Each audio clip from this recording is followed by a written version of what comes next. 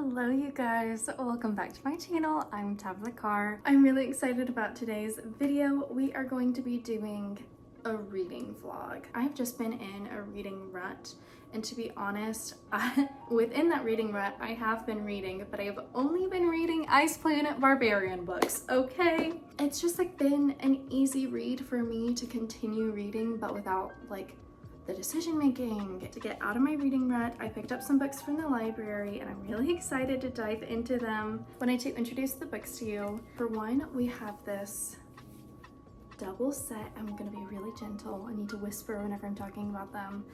These books, I believe, are 100 years old, which is insane. Can you see the sheen of like what was the old gilded edges? We were trying to find the like copyright insert for this book, and I found a few years in there, and I mean they're just gorgeous. The books are The Tudor Shakespeare, edited by William Allen Nielsen and Ashley Horace Thorndike.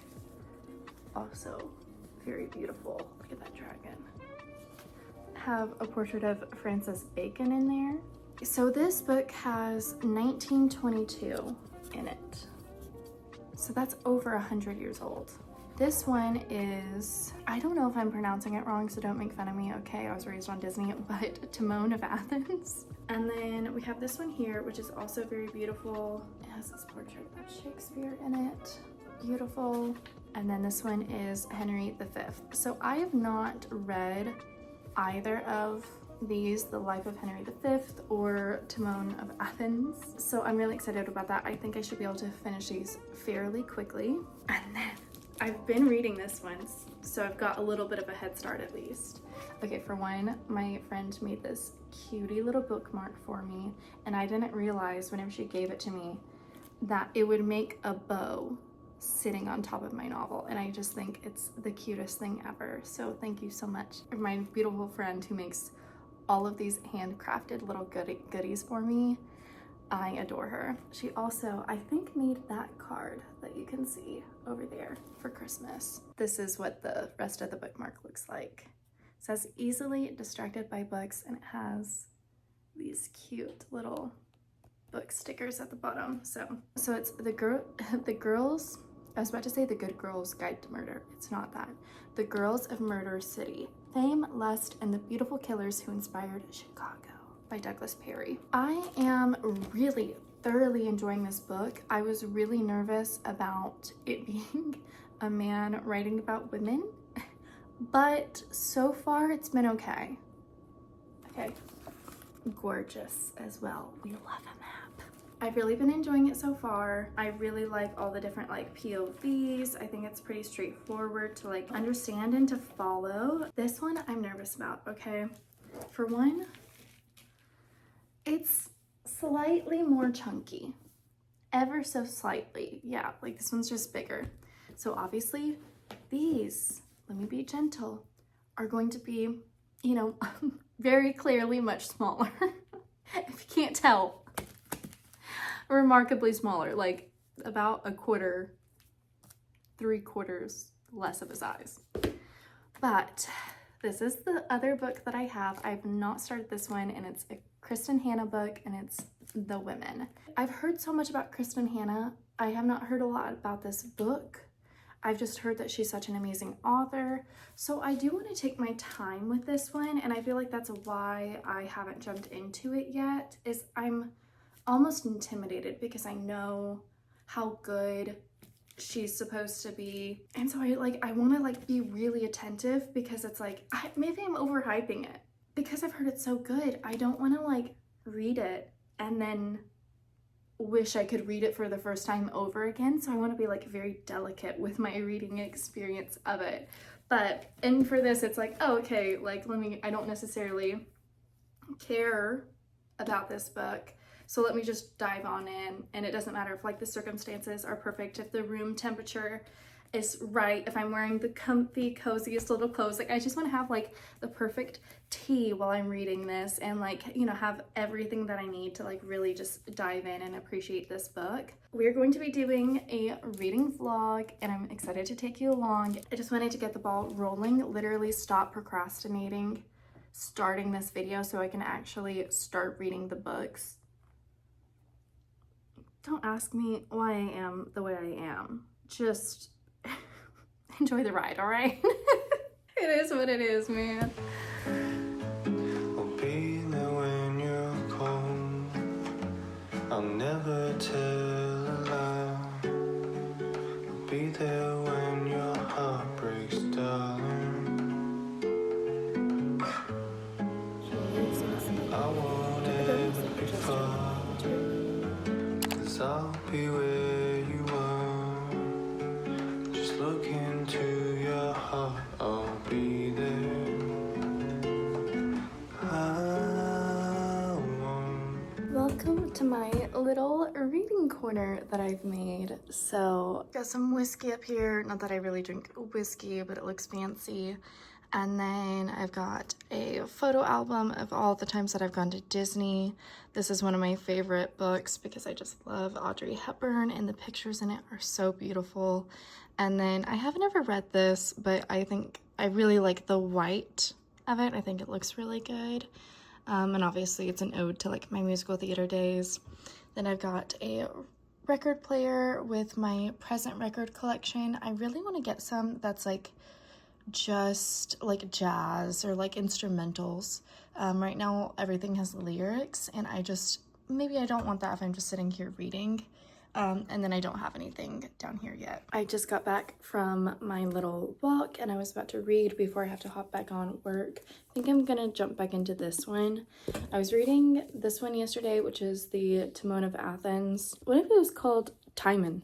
Like Simon. I was enjoying it so far. I really think if you read Shakespeare out loud, then it just makes a lot more sense. So I was reading some of it out loud yesterday at the pool, as you guys saw. Just really establishing characters. I really didn't get too far into it. Anyhow, I'm gonna stop talking to you and read. And the last one before me. I won't fade away like the last one and the last one before me.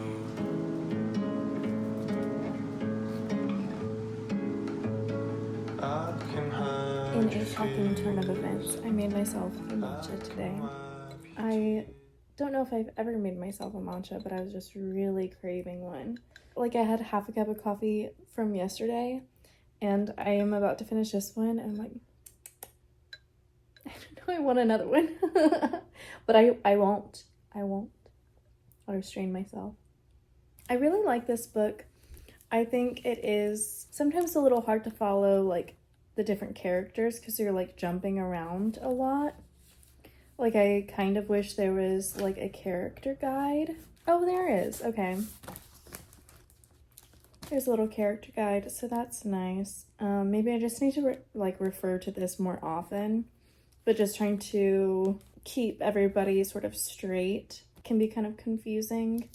But I do think it kind of draws you into the world. Like it's been pretty interesting from the jump. I wouldn't say it's like a page turner. Like I find my attention like drifting and I really want a book that just like draws you in and keeps you.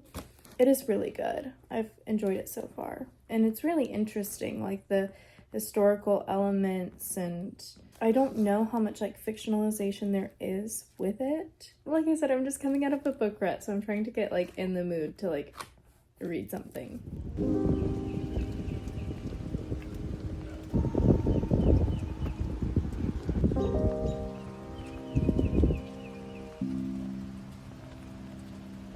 I wanted to wrap up my reading vlog with my thoughts on the books, and if you can hear any noise downstairs, my neighbors are having a foot race, so that's fun. And I'm definitely going to be watching, and they won't know that they have an audience. The first book I read was The Girls of Murder City, and I read a Goodreads review after. I usually save reading reviews until after the book because I don't want to see any spoilers or anything like that. And if somebody has like a negative view of the book, I don't want that to influence the book because people hate things that people love and people love things that people hate. So I don't want to be influenced by other people. I read a review after I finished the book that said that Douglas Perry, the author, took a very interesting subject matter and kind of made it a little bit boring. The actual facts in the book, it's very interesting. Everything that was in quotes was something that was actually said. Like, it was beautiful, like, archival work that he did. But there was quite a bit of it that was a little dry, and then there's this entire chapter that was about like these other child murders that were going on at the time, and it's like that has nothing to do with these trials other than the fact that it was taking away interest in the women's trials. Why are we doing a whole chapter deep dive? You know, I want to say it was like chapter 13 out of 15, so it was like deep into the book that we started bringing up this other trial. I'd say I'm happy that I read the book, but I would not suggest that you read it unless you have a high interest about the musical Chicago. The archival work was really interesting, so if you're just a huge fan of Chicago, maybe you'll like it. I'm excited to go and watch the movie after this and see like the musical. So this part was actually really interesting though. Maureen Watkins was in the book, and she was initially a playwright turned journalist, but then she was a journalist turned back to playwright, and she wrote a Chicago play about these women. They turned Chicago into a musical, and they also turned the original play into a movie. So it's just so interesting to see like the development of Chicago and the fact that something from 100 years ago, 1924, was like the initial events that inspired everything. That now 100 years later, the musical is still running, and we have a Secret Life of Mormon Wives wife in the musical. So I just think that aspect of it was really interesting to see that, and I didn't know about the original play, and I didn't know about the movie that came after, and then all of that inspired the musical. So second book that I read was The Women. Full stop, this was one of the best books I have ever read in my life. I was not somebody who knew a lot about the Vietnam War. My dad is a veteran of other wars and experiences and stuff like that, but like I am an Air Force brat. But I just didn't know much about the Vietnam War, and this was so interesting. It gave me so much context for what happened in that war that we just like should not have been in. Hot take, yeah, most wars we should not be in. I adored this book, and I had heard that, was it Kristen Young? Is that her name? Kristen Hanna, sorry. Kristen Hanna was an amazing author, and I believed everybody whenever they said that because there was just so many overwhelmingly positive reviews of her writing and people vouching for her writing and like, you need to read this, you need to read this. And like, I agree, you know, like I bet she is amazing. Once you read her work, it's like a night and day difference. It's like, oh my gosh. Even with all of the hype, I think she is still underhyped. It was an amazing book. I tell you, I read the first 100 pages in one sitting, in one day. It was incredible. And it's a 450 page book or something like that. And I read it in like 3 or 4 days. Just ate it up. I look forward to reading more of her books, but I don't want to jump right in and just like voraciously read all of her books back to back to back, because I want to like consume them slowly and appreciate them.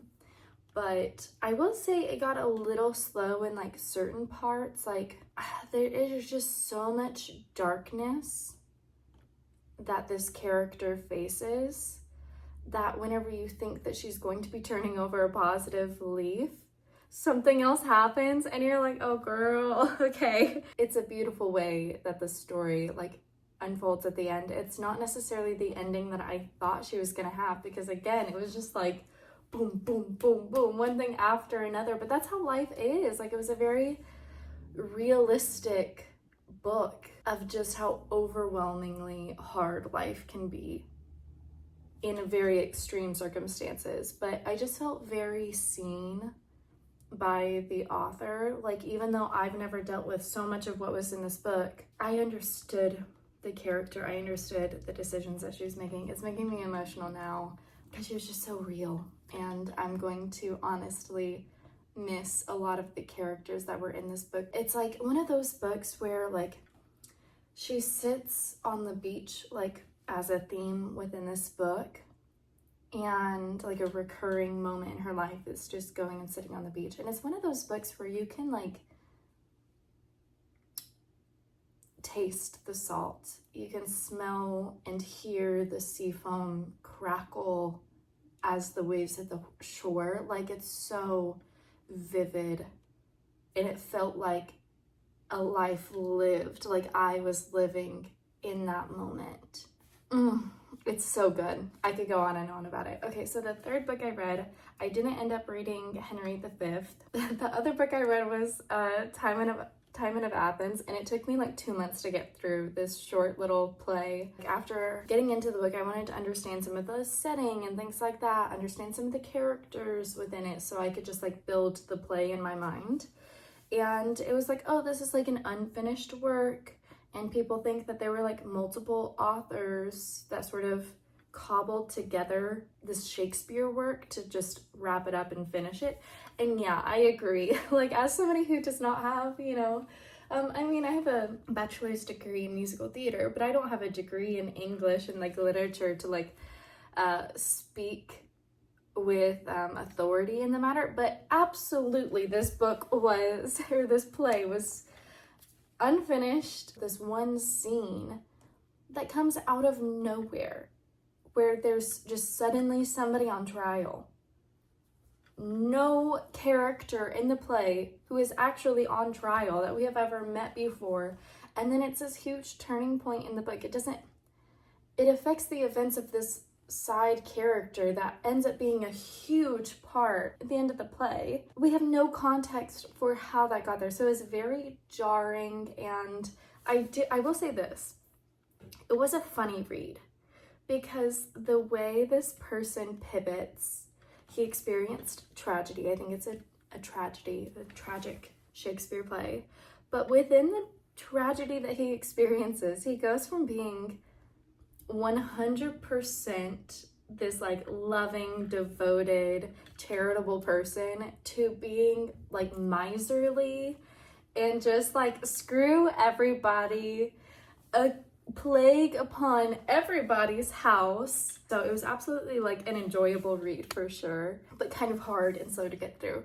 There was a audiobook at my library that I ended up just listening to, and it was like a dramatized version of it, and that helped me get through it. And I was able, because I mean, that's the way Shakespeare is supposed to be consumed anyway, is auditorially or visually, so it was definitely easier to get through. I hope you enjoyed this reading vlog. I know it's a bit scattered and all over the place, but I will say this: go read The Women. It was unbelievable. It was so good. If you love Chicago, then go and read The Girls of Murder City. Go read that book if you love Chicago. Don't read Timon of Athens. So the next book that I'm going to read is by Andy Pliego, and she wrote You Are Fatally Invited, which I read last year, and it was one of my favorite books that I read last year. I don't know where I ranked it in my year review, but I definitely think it was in my top 5. Unbelievable book. Her first book that she wrote, which is crazy. And now this week, literally a week ago, her second book released, and I've had it on my like reserve before it even released. I want to say I was in like 5th in line for this book. And so I just got it, and I'm so excited to dive into it. And this one is called The Library After Dark. So it's also, I think, similar, mystery, murder, all that jazz, but in a library this time. So what more could a book girly want? Anywho, thank you for watching. Subscribe if you haven't already. I do book content throughout. I also do lifestyle and vlogs. I do beauty videos. We're doing a Project Pan this year, which is super fun. So I'm also an actor and do acting vlogs and things like that. So follow along if you're into those kind of vibes. And I'm gonna go work out, and I will see you guys in the next one. Love you. Bye.